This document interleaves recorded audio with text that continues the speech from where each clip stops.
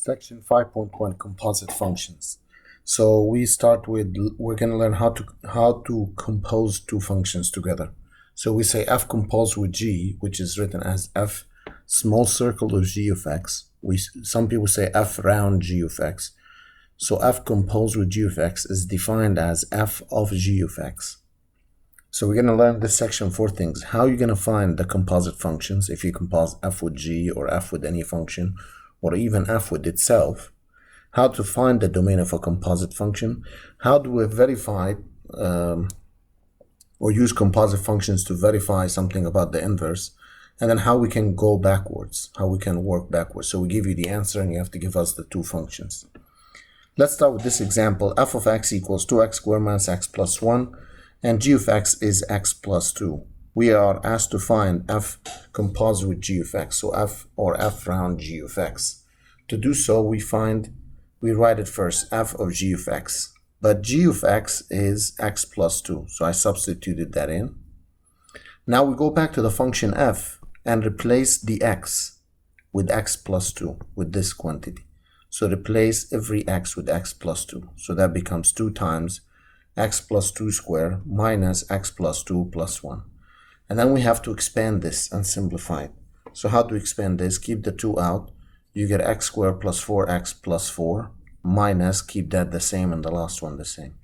How did I expand this? I used the formula a plus b squared, which is a squared plus 2ab plus b squared. Very important formula.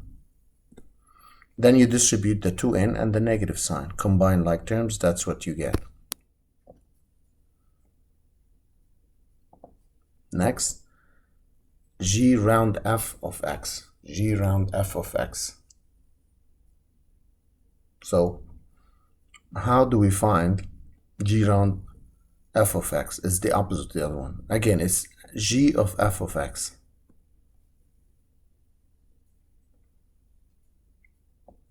G of f of x. And then what do we do there from there? It's g of f of x is 2x squared minus x plus 1. 2x squared minus x plus 1. Then we go back now to g and replace the x with 2x squared minus x plus 1.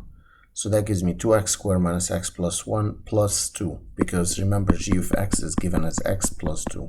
So we replace this with this quantity. And that's what we get plus 2. Combine 1 plus 2 is 3. Next, how to find the domain for a composite function. How do you find the domain? For example, they ask you what's the domain of f of g of x. So two things here. To find the domain, two things need to be done. First, we find the domain of the inside function, like the g of x. And then we find the domain for the answer of f of g of x. So after you find it, you find the domain. Then we intersect them. We see where do they overlap, what do they share. That would be the domain. That would be the domain. Now, let's see. F of x is 1 over x minus 1. G of x, x plus 2. Find the domain for g round f of x. So two things. We need to first find what that is, and then find the domain of the inside one, which is f. Okay, so g round f of x is g of f of x. F of x is 1 over x minus 1. You're going to go to g and replace x with 1 over x minus 1. So that's what you get for this one. We need to find the domain for this. The domain for this is going to be all real numbers except 1. Whatever makes the denominator 0.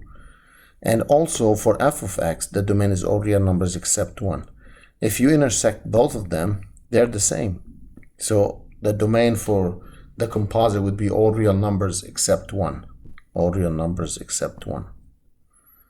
Let's look at this one, another example. Find the domain for f round g of x. So that means we have to find f of g of x first. So f of g of x is 1 over x minus 4. And we're going to substitute f, the 1 over x minus 4 in f. So that will give us 2 over 1 over x minus 4 plus 3. Maybe I should just do it from scratch here. So if you substitute it back in there, you get 2 over, instead of x, just put 1 over x minus 4 plus 3 over 1. The easiest way to simplify such complex fractions is to find the LCD. The LCD for all these is x minus 4. So you multiply the top of each fraction by x minus 4. That's the easiest way to simplify. So these cancel out. What do we get on the top? 2 times x minus 4 over 1 left here and 3 times that. On the top we multiply the 2 in, and the bottom you multiply the 3 in, and that's what we get. So that's the composite function. The domain for this is all real numbers except whatever makes the denominator 0. This is not 0, 3x is not 11, x cannot be 11 over 3. So that's for the composite. Also, we need to look inside one. The inside is g of x. So the domain for the g of x, which is 1 over x minus 4, is all real numbers except 4. And for the composite, it's all real numbers except 11 over 3. So that means the domain for this is all real numbers except 4 and 11 over 3. Now, that's how you find domain. Now, how do we verify two given functions are inverses of each other? How do we verify that? So to do this, to verify, we need to prove two things.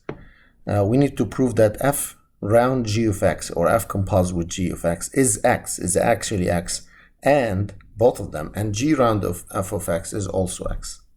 So let's look at this one. Verify that these two functions are inverses of each other. To do so, we find f round g of x.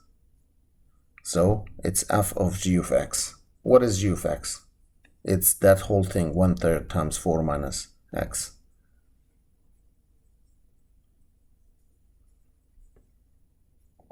We go back to f and replace the x with this whole quantity. Replace x with this whole quantity. So we get 4 minus 3 times this whole quantity. Notice how the 3's cancel, and that will leave 4 minus x. And then you multiply the negative in and get x. Yay, we get the first one done. But that's not enough to prove that they are inverses of each other. We also have to find g round f of x. So g round f of x is g of f of x. That would be g of f of x is 4 minus 3x. We're going to substitute 4 minus 3x into g of x. What is g of x? 1/3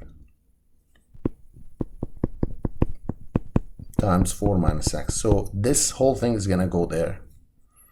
So that's what I put, 4 minus, the 1/3 4 minus, replace the x with 4 minus 3x, multiply the negative in, and you get 1/3 of 3x, which is x. So we prove both of them. So that shows, since both of them are equal to x, then the two functions are inverses to each other. Now, backwards. If I give you the answer for the composite, give me the two functions. Give me the two functions. So find f and g, so that f round g of x is 1 over x plus 5. So how do we think about this?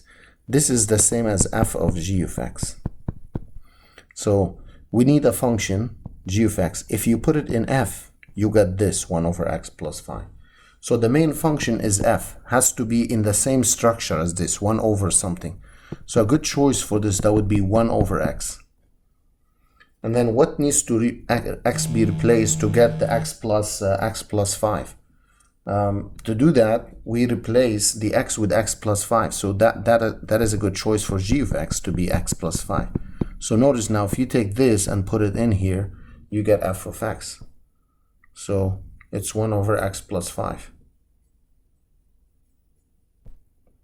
And f of x is 1 over x, g of x is x plus 5.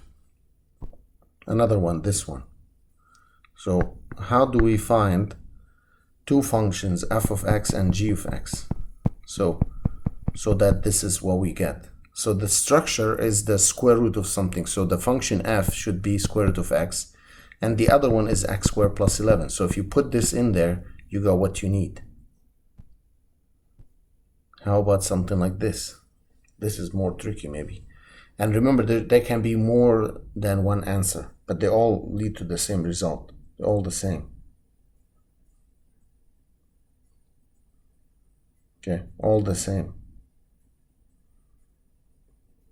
So how do we do that? We start with h of g of x. So h of g of x. So the main function is h. So h has to take that form, maybe 10 over x. That's one option. And then g would be g of x. That's for h of x. G would be what you need to replace x with, is this stuff. So h of x is 10 over x, and g of x is the one I told you. Or someone said, okay, I can take 10 over x plus 8, but then I replace x with the square root of x. So then g of x would be the square root of x. Next one, g round f of x is the absolute value. So the main function is g of x. So g of f of x. So g of x has to take that form. G of x has to take that form, the absolute value form. And then f would be the 2x squared plus 7. That would give us what we need. Or another option or answer, you take g of x to be the absolute value of x plus 7, then replace this x with the 2x squared. And that's what you get. Now, sometimes they don't ask us to find and simplify, but they ask us to evaluate something like this, f round g of -1. So that means it's f of g of -1. What is g of -1? G of -1 is you replace x with -1. So -1 plus 2. 1 plus 2, 3. So then you get f of 3. And f of 3, you go back to that function, replace x with 3. 3 times 3 plus 7. 9 plus 7, 16. This one, f of 0. So you need to find what f of 0 is. On the side, f of 0 is 3 times 0 in f plus 7. So that's 7. So this is f of 7. Then you go back to f and replace x with 7. So you get 3 times 7, 21 plus 7, 28. That's what this section is about.